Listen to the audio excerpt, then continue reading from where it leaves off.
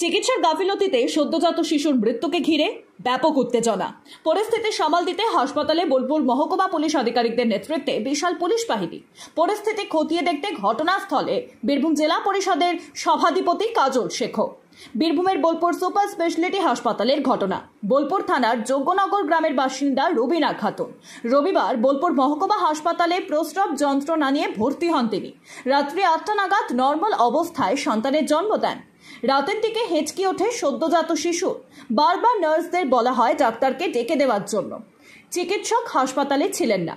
সোমবার রাতের দিকে বিনা চিকিৎসায় মৃত্যু হয় সদ্যজাত শিশুর। মঙ্গলবার সকাল থেকেই অশান্ত পরিবেশ হাসপাতালে। রোগীর পরিবারের আত্মীয় স্বজন বিক্ষোভ দেখায়।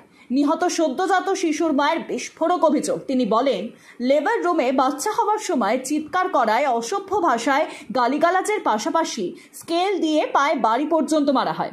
সঠিক চিকিৎসা না হওয়ার ফলে আমাদের সদ্যজাত শিশুর মৃত্যু হয়েছে। আমরা চাই কর্তব্যরত অভিযুক্ত স্বাস্থ্যকর্মীদের বিরুদ্ধে ব্যবস্থা গ্রহণ করার। অভিযোগ পেয়ে হাসপাতালে ছুটে আসেন বীরভূম জেলা পরিষদের সভাধিপতি কাজল শেখ। তিনি পুরো বিষয়টি খতিয়ে দেখেন। হাসপাতাল কর্তৃপক্ষের সঙ্গে কথাও বলেন। অভিযোগকারীদের সঙ্গেও কথা বলেন তিনি। কাজল বাবু তিনি বলেন, তদন্ত প্রক্রিয়া শুরু হয়েছে। যদি কেউ দোষী প্রমাণিত হয়, চিকিৎসার গাফিলতি থাকে, কঠোর ব্যবস্থা নেওয়া হবে।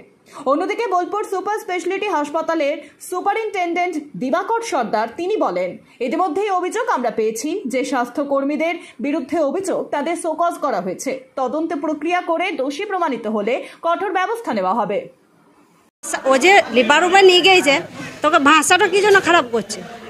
ওরাও তো একটা মেয়ে নাকি বলুন, তাইলে হ্যাঁ বিচ্ছিরি ভাবে ভাষা করে বলেছে। স্কেলে করে বেরিয়েছে দুটো জিঙে। হ্যাঁ সেটা ওই পেন ওঠার সময়তেই তেকুনি মারতে লেগে গিয়েছিল। আবার যেত চিল্লাইছে তো আরো গাল দিচ্ছে, কাঁচা কাঁচা মুখ খিস্তি হচ্ছে আর ওই মারছে, দুটো জিঙে বেরিয়েছিল।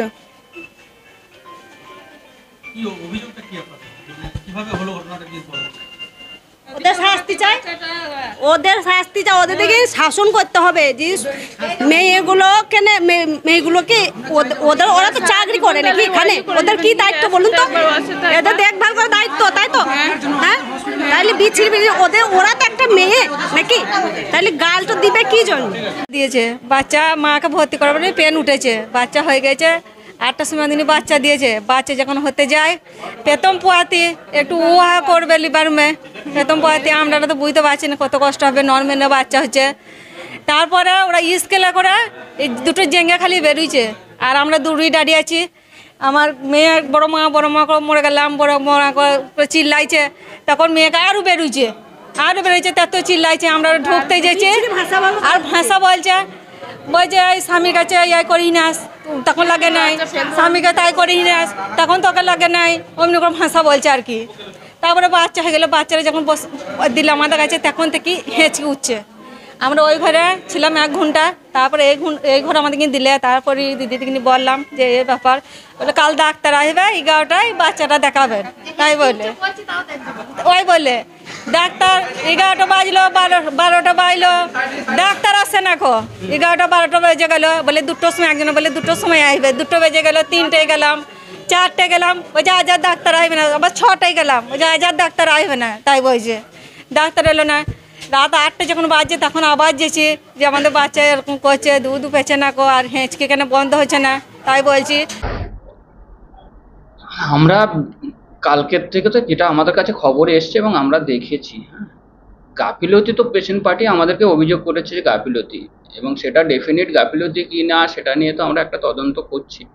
তদন্ত করে তারপরে আমরা রিপোর্ট নেব এবং আমরা সেটা এনকোয়ারি কমিটি একটা করছি।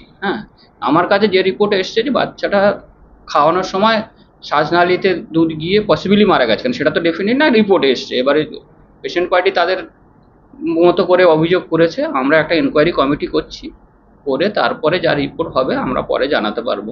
এইরকম অভিযোগ আমার কাছে নেই অন্তত। এবার প্রসবের সময় কি গালাগালাজ বা কথা বলা, সেটা কি ধরনের ভাষা কি বলেছে সেটা তো আর আমি বলতে পারবো না। মায়ের অভিযোগ হতে পারে, অনেক সময় অনেক কথা হয় লেবার রুমে, সেটা কিভাবে কথা বলেছে সেটা হতে পারে। আমি এক্স্যাক্টলি এইরকম আমার কাছে অভিযোগ নেই, ঠিক আছে। আমাদের কাছে আমরা সভাধিপতি মহাশয় এসেছিলেন, সভাপতি ছিলেন, ওসি ছিলেন, আইসি ছিলেন, সবাই এসেছিলেন। আমরা একটা আলোচনা করে আমরা করলাম যে রাত্রেবেলা কি ঘটনা হয়েছে। আমাদের যে স্টুডেন্ট নার্স ছিল বা যে সিনিয়র নার্স ছিল সেই নার্সদের আমরা শোকজ করব, আর যেটা হচ্ছে যে ডাক্তারবাবু পেডিয়াট্রিক্সের ডাক্তারবাবুকে আমরা শোকজ করব, এটা আমাদের সিদ্ধান্ত হয়েছে। আর হচ্ছে আমরা একটা ইনকোয়ারি কমিটি করে দেখছি কার দোষ গুণ, তারপরে সিদ্ধান্ত হবে। একটা বাচ্চা মৃত্যু কেন্দ্র করে এখানে একটা সমস্যার সৃষ্টি হয়েছিল। এখানে দুদিন ধরে ডাক্তার নাকি আসে নাই, বাচ্চাদের পরিবারের পক্ষে কমপ্লেন ছিল এবং আমরা সকলে মিলিতভাবে প্রশাসনিক স্তরে আমার বিধায়ক সাহেব আছেন, বোলপুর আমাদের পঞ্চায়েত সমিতির সভাপতিও আছেন, এখানে গ্রাম পঞ্চায়েত প্রধানও আছেন, সকলে মিলিতভাবে আমরা সুপার সাহেবের সঙ্গে বসলাম, একটা মিটিং করা হলো এবং সেই মিটিংয়ে এই সিদ্ধান্ত হলো যে বাচ্চাটি মারা গিয়েছে, কী জন্য মারা গিয়েছে, কেন মারা গিয়েছে, একটা উচ্চ পর্যায়ে তদন্ত হবে এবং সিও সাহেব সহ আমরা সকলে এই বিষয়টি নিয়ে আরেকবার বসবো।